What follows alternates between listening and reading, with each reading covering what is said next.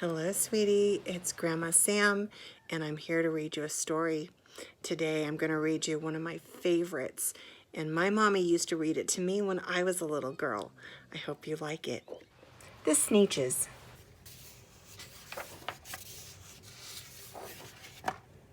Now, the star-belly Sneetches had bellies with stars. The plain-belly Sneetches had none upon theirs. Those stars weren't so big. They were really so small. You might think such a thing wouldn't matter at all. But because they had stars, all the star-belly Sneetches would brag, "We're the best kind of Sneetch on the beaches." With their snoots in the air, they would sniff and they'd snort. "We'll have nothing to do with the plain-belly sort." And whenever they met some, when they were out walking, they'd hike right on past them without even talking. When the plain-belly children went out to play ball, could a plain belly get in the game? Not at all. You only could play if your bellies had stars, and the plain-belly children had none upon theirs.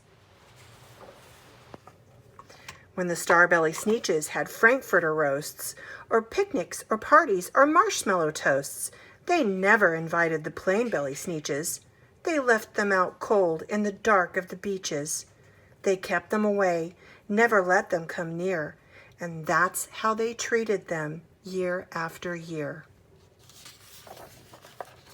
Then one day, it seems, while the plain-belly Sneetches were moping and doping alone on the beaches, just sitting there wishing their bellies had stars, a stranger zipped up in the strangest of cars. "My friends," he announced in a voice clear and clean, "my name is Sylvester McMonkey McBean, and I've heard of your troubles. I've heard you're unhappy, but I can fix that. I'm the fix-it-up chappie. I've come here to help you. I have what you need, and my prices are low, and I work at great speed, and my work is 100% guaranteed." Then quickly, Sylvester McMonkey McBean put together a very peculiar machine, and he said, "You want stars like a star-belly Sneetch? My friends, you can have them for $3 each. Just pay me your money and hop right aboard." So they clambered inside. Then the big machine roared, and it clonked, and it bonked, and it jerked, and it burked, and it bopped them about. But the thing really worked. When the plain-belly Sneetches popped out, they had stars. They actually did. They had stars upon theirs. Then they yelled at the ones who had stars at the start. "We're exactly like you. You can't tell us apart. We're all just the same now, you snooty old smarties. And now we can go to your Frankfurter parties." "Good grief," groaned the ones who had stars at the first. "We're still the best Sneetches, and they are the worst. But now, how in the world will we know," they all frowned, "if which kind is what, or the other way around?" Then up came McBean with a very sly wink, and he said, "Things are not quite as bad as you think. So you don't know who's who? That is perfectly true. But come with me, friends. Do you know what I'll do? I'll make you again the best Sneetches on the beaches, and all it will cost you is $10 eaches."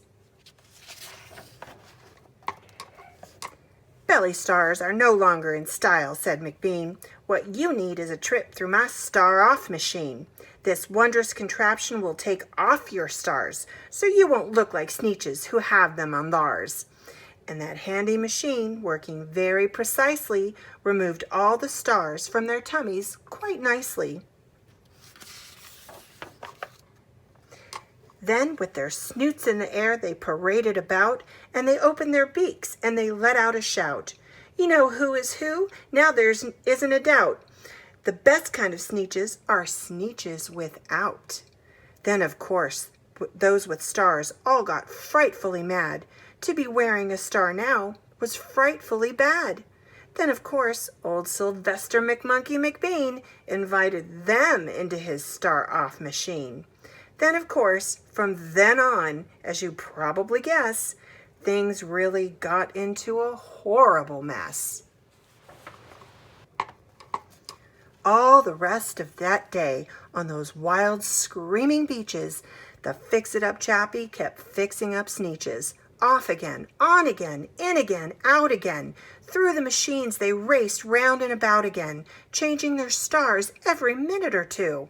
They kept paying money, they kept running through, until neither the plane nor the Starbelly knew whether this one was that one, or that one was this one, or which one was what one, or what one was who. Then, when every last cent of their money was spent, the fix-it-up chappie packed up and he went. And he laughed as he drove in his car up the beach. They never will learn. Nope, you can't teach a Sneetch. But McBean was quite wrong. I'm quite happy to say that the Sneetches got really quite smart on that day. The day they decided that Sneetches are Sneetches, and no kind of Sneetch is the best on the beaches. That day, all the Sneetches forgot about stars, and whether they had one or not upon theirs.